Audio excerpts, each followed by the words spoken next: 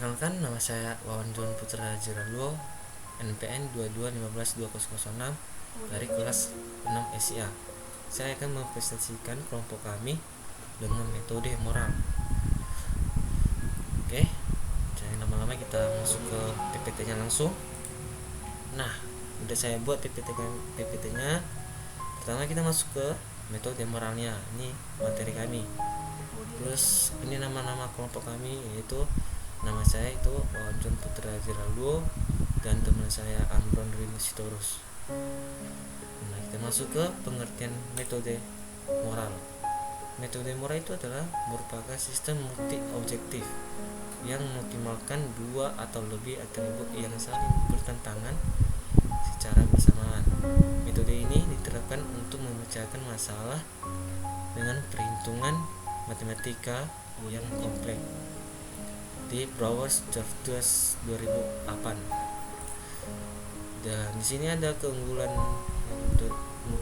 moralnya, yaitu sangat sederhana, stabil dan kuat. Bahkan metode ini tidak membutuhkan seorang ahli di bidang matematika untuk menggunakannya, serta membutuhkan perhitungan matematis yang sederhana. Selain itu juga metode juga memiliki hasil yang lebih akurat dan dapat sasaran dalam bentuk pengambilan keputusan. Bila dibandingkan dengan metode yang lain, metode moral bahkan lebih sederhana dan mudah diimplementasikan. Sini ada juga tahap-tahap metode moralnya, yaitu membuat kriteria dan menentukan bobotnya, pembuatan matriksnya dan normalisasinya matriksnya, dan optimasinya atribut dan rankingannya. Nah, di sini ada contoh kasusnya, yaitu keputusan beasiswa SD Kanisius Pondok Perbah. Dari masing-masing ini kriteria ini tersebut akan ditentukan bobot-bobotnya, antaranya yaitu tabel nilai bobotnya. Kita zoomkan. Ini di sini ada list kriterianya, yaitu pertama nama kriterianya itu kesulitan ekonomi dengan tipenya benefit dan bobotnya 2, dan di sini bisa kita ubah, bisa kita ganti. Begitu juga KPS-nya sama KKS-nya sama KIP-nya, dan penghasilan, PKH dan status. Dan begitu juga di tipenya, dan bobotnya ada 2, 2,5 dan 1,5, 2,2 dan 2,1. Ini ada juga tabel dari masing-masing mahasiswa berikutnya. Di sini bisa kita input data diri mahasiswanya, apakah contohnya Kevin. Nah, kita inputlah jenis kelaminnya laki-laki, terus kita buatlah alamannya, contohnya Medan. Kita berkriteria nilai KPS dan KKS KIP-nya, bisa kita input nilainya, contohnya di sini ada nih menerima KPS KKS KIP, yaitu contohnya kalau kita iya kan checklist. Begitu juga di penerima PKH checklist, sama juga yang yatim piatu checklist untuk khusus ekonomi. Dan penghasilannya itu penghasilannya kita per tahun berapa, itu atau per bulan. Terus kita masukkan. Selanjutnya ke slide selanjutnya. Nah, di sini ini bisa kita lihat, di sini adalah list siswa. Di sini akan nah, ini di tabel kriteria penghapus. Contohnya kita menghapus data mahasiswanya, bisa kita klik di sini, kita next aja, maka terhapuslah nama mahasiswa itu. Sekarang ke slide selanjutnya. Nah, di sini adalah kriteria jumlah siswa diterima. Di sini contohnya kita input nama mahasiswa yang menerima beasiswa, yaitu 5 orang. Terus kita input di sini, terus kita masukkan, maka inputnya akan berhasil. Selanjutnya kita masuk ke, nah nih hasil perhitungan beasiswa SD Kansius Pondok Berkah. Di sini akan mahasiswa yang dapat beasiswa di sekolah SD Kansius Pondok Berkah ada 5 orang. Terus bisa kita lihat nama-nama yang dapat beasiswa itu dengan klik lihat di sini. Terus selanjutnya, nah ini adalah dari hasil ranking di atas prioritasnya. Inilah mahasiswa yang diterima beasiswa di sekolah SD di Pondok Berkah, di SD Kanisius Pondok Berkah. Ini dari hasil rankingan di atas itu oleh hasilnya. Ini nama-nama siswa yang menerima beasiswa, yaitu ada Ervan, Sinta, sama Stefan Hekin dan Wawan dan Miskinin. Maka yang dapat beasiswa itu dengan nilai terbesar, yaitu atas nama Wawan, yaitu 4,74.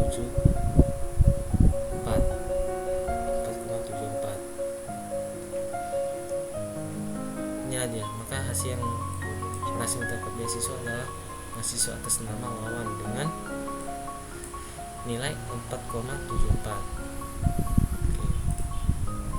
Selanjutnya kita masuk ke slide-nya. Nah, inilah membuat matriksnya keputusan X dibuat dari tabel kecocokan X 75 dengan 25, 50, 75 dan 50, terus 50, 25 dan 25, 75, 75, 100, 75, 75, 75 dan 50. Dan grading yang dilakukan dengan sesi matriks untuk menghitung nilai masing-masing kriteria benefit dan kriteria costnya dihitung sebagai sembako berikut ini. Inilah dia. Oke, kita masuk ke slide lagi. Ini kedua, membuat normalisasi matriksnya itu R, diperoleh hasil normalisasinya sini. Nah, ini dia. Oke, masuk ke kesimpulannya. Kesimpulannya itu alternatif yang dimiliki nilai akhir Y dengan tertinggi, maka alternatif tersebut merupakan alternatif yang terbaik dari data yang ada. Alternatif ini akan dipilih sesuai dengan permasalahan yang ada karena ini merupakan pilihan terbaik. Sedangkan alternatif yang memiliki nilai akhirnya Y ternyata adalah alternatif yang terburuk dari data yang ada, maka dari itu beasiswa yang satu merupakan pilihan terbaik. Oke. Kalau lebih lanjutnya ke teman saya Amron akan melanjutkan program untuk menginput nama-nama siswa yang menerima beasiswa di SD Kansius Pondok Berkah. Oke, dilanjutkan oleh teman saya Amron. A few moments later.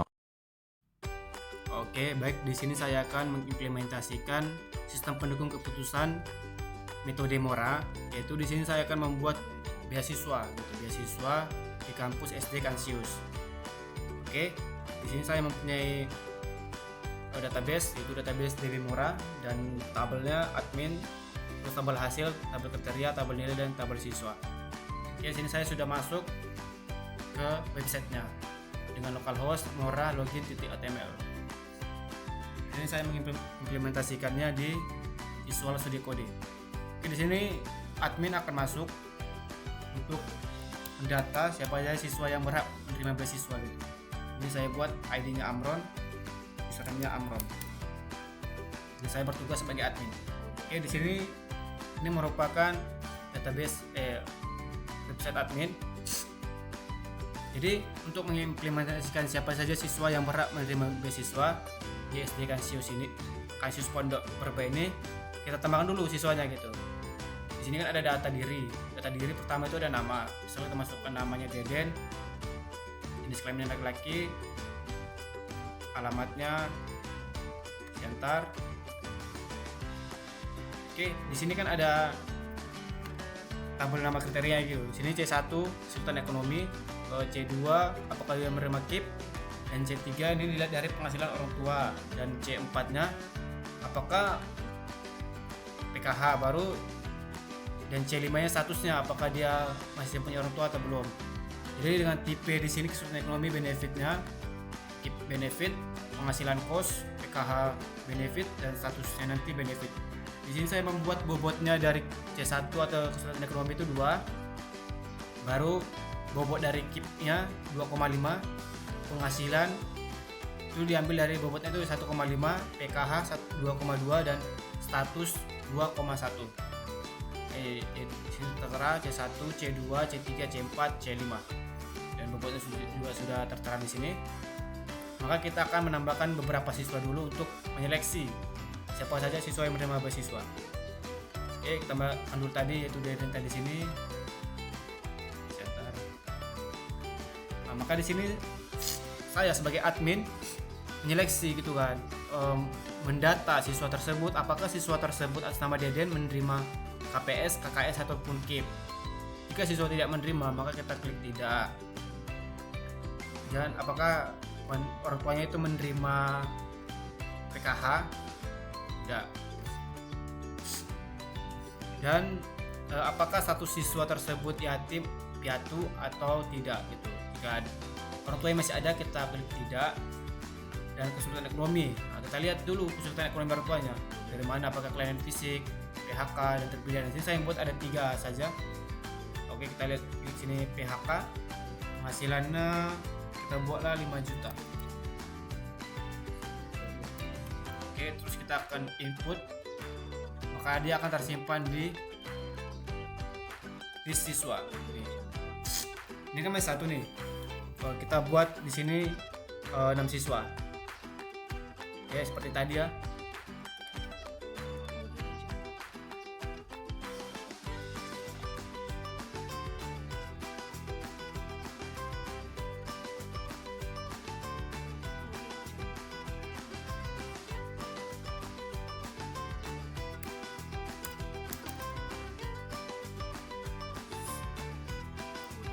Oke, ini ada 2 siswa. Tambahkan 4 siswa lagi.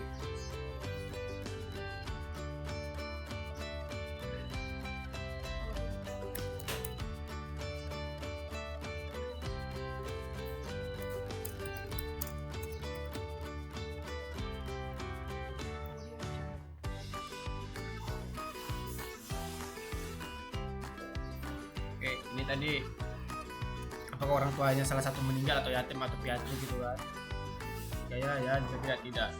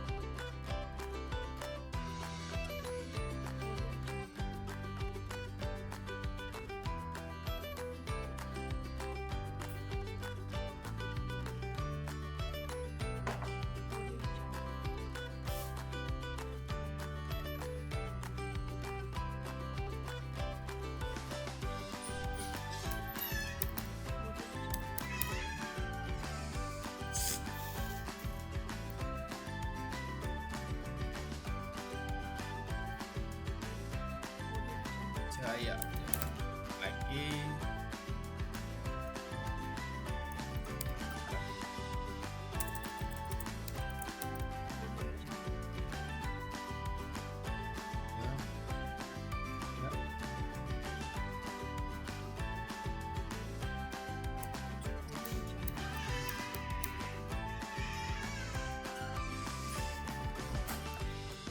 Oke, baik. Di sini saya sudah membuat ada 6 siswa.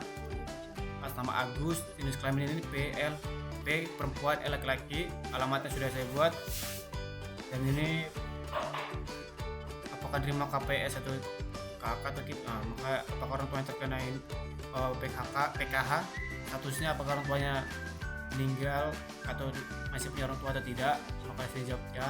Maka jika tidak gitu. Jadi sini penghasilannya masing-masing 2 juta lembar. Ini ada 2 juta, 5 juta, ini 5 juta, 2 juta. Nah, yang kesulitan ekonominya masing-masing orang tuanya itu kita lihat apakah fisik PHK, fisik terpidana PHK.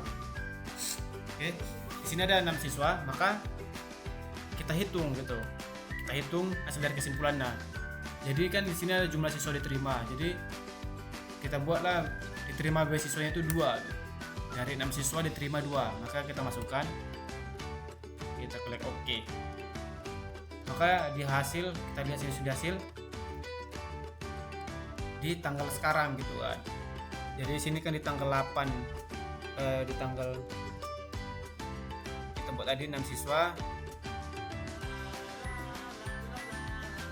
Ini dia.